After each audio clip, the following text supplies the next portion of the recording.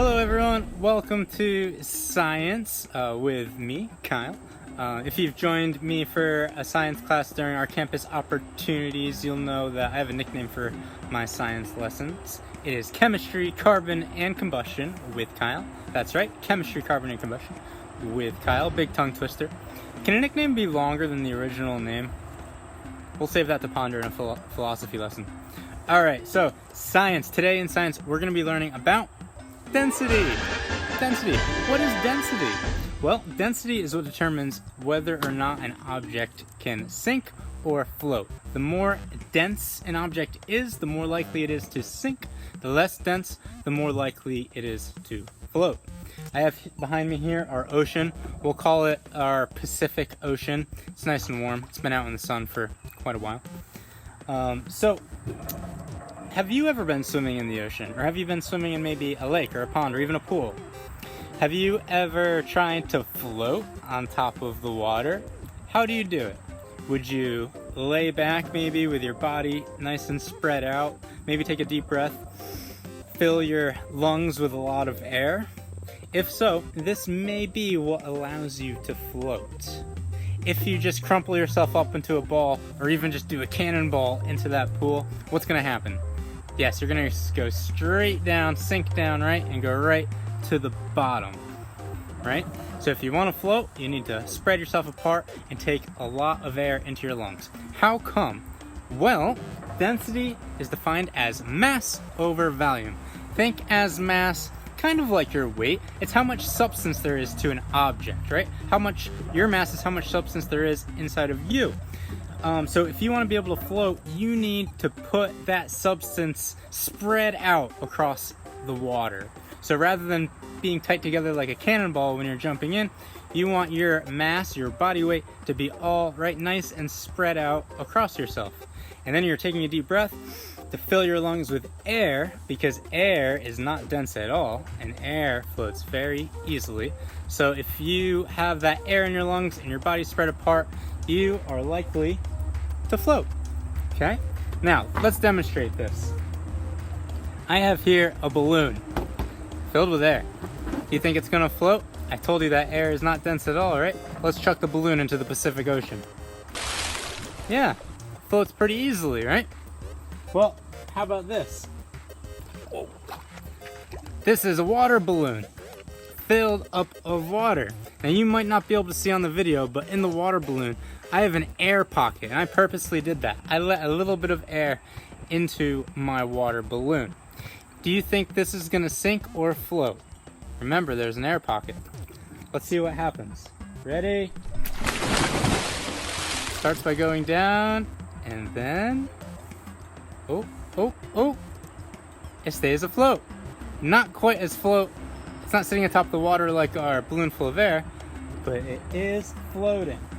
Now, you might not be able to see at home, but what's happening is that air pocket is being caught by the top of our water here, by our Pacific Ocean, and all the water is going underneath our ocean, but that air pocket is being caught to allow the balloon to stay afloat. So air is really important to keeping something afloat. Think of it as a ship, a cruise ship. How does that stay afloat? How can a big steel cruise ship full of people and full of cargo stay atop the water?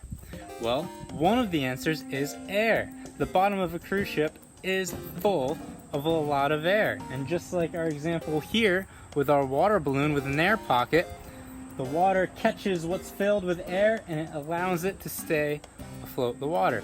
I'm going to show you some other examples of this. Let's see, how about a bottle full of, is it full of anything? Yeah, it's full of air. Bottle full of air. Is this going to float? Of course it is. It's full of air. Floats very easily. We'll take out our water balloon now. Ooh. All right, full of air, floats easily. Now what if I put some rocks into that? You think it's still gonna float? Let's first test out, will a rock float on its own? Rock in the water, sinks like a rock, right? All the way down to the bottom is our rock. We'll get that. Now, does a rock have any air in it? No. A rock is fairly heavy for its mass and volume, right? So that makes a rock very dense. Now, if I put the rock in this empty baby bottle here, don't tell my daughter I'm using this, by the way, or my wife for that matter. All right, close the bottle. Is this gonna sink or gonna float? Yeah, we still float. So you can think of our bottle like our ship, and you can think of the rocks like people. And the more people we have, the denser our bottle gets. And let's see, we're gonna put 5 rocks in. With 5 rocks, sink or float? Still floating. 5 rocks. How about we double that? How about we go to 10 rocks? 6, 7, 8, 9, and if I can get one out, 10. 10 rocks. Is this gonna sink or float? It's about half full. Ready? Still floats. 10 rocks. Still floats. Remember now, it still has quite a lot of air. Now, as we add more rocks, 11, what's happening to our air? We're displacing it, right? It's coming out of our bottle. 12, 13, 14, 15 rocks? Will 15 rocks float? The bottle's nearly full. And still floating. We still have air for that to hold on to. Now remember though, our bottle's a little more sunk than it was at the beginning with only a couple of rocks, right? Okay, we gotta keep going at this point. Let's see if we can sink our ship. Let's keep adding rocks, aka our people, onto our ship. 15, 16, 17, 18, I don't know if I can fit anymore. 19 rocks. 19. That's gotta sink it, right? 19. We sunk our ship. Yes. You sunk my battleship. We'll get that out. So 19 rocks. And remember, we displaced our air with our rocks. So eventually there was nothing else for our ocean to grab onto. No more air to stay afloat. We displaced it by adding all of the rocks. How about this? An orange. Yeah. Is this gonna sink or float? Let's find out. Ready? 3, 2, 1. It floats. Yeah. Okay. Let's see. How about if I peel this orange? Do you think that's gonna make any difference? Let's peel it. How long do you think it's gonna take me to peel it? Well, why don't you time me? Done. All right. I used another orange. So, remember, our orange with a peel, we float. Orange without a peel, any difference? Is this going to float?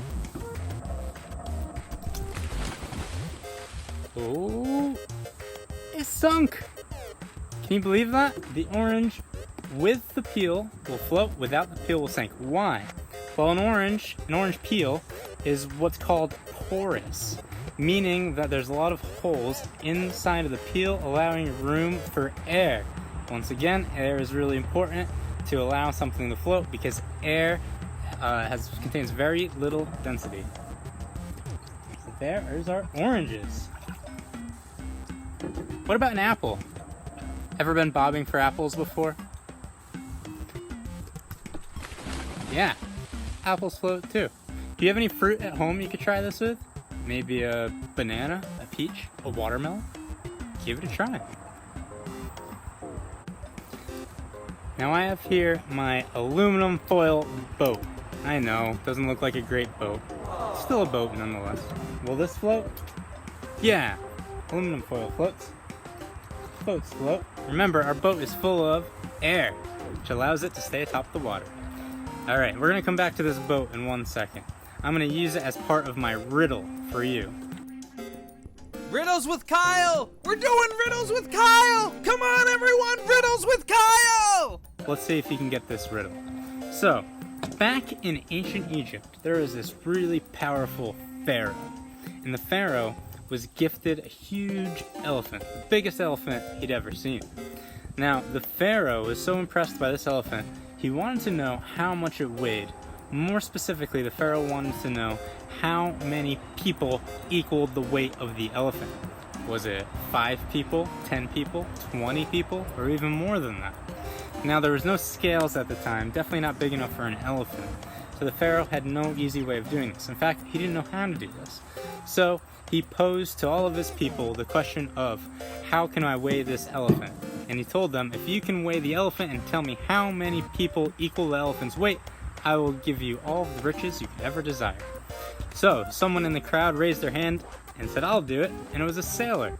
And the sailor said, easy, just give me your elephant, I'll take him to my boat, and within a couple of hours, I'll bring him back and know exactly how much he weighed. How did the sailor do it? Well, here's the answer. Let's go back. Remember, here's our boat. Here's the sailor's boat. So the sailor brought the elephant over to the boat.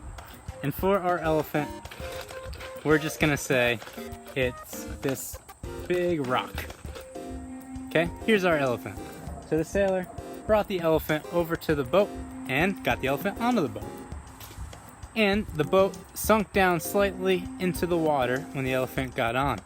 So the sailor carved into his boat a little line to see how far the boat sank into the water. The sailor then took the elephant off of the boat. And then he brought a crowd of people over. And he started loading the people onto the boat to see how long it took before the boat got back to the line that the elephant made. So he determined that the elephant was equal to this amount of people because that's how many people sunk the boat down into the water. How many people do you think it was? The answer, about 75. That's how big a large elephant is. Huge. How many rocks do you think it would take to sink our boat? Let's find out. Here's 3. Still afloat. Here's 3 more. That equals 6. Still afloat. How about 4 more? That will equal what? 10, that's correct. We're still floating. Let's go 5 more. That will equal 15. Still afloat. How about another 5? That is equal to 20, correct? Oh, 20 rocks. Our boat sank. Anyways, I hope you enjoyed science. Remember, next time you are in the water, how are you gonna float? Fill your lungs with air, spread your body apart, and see if you can stay atop the water. Thank you all.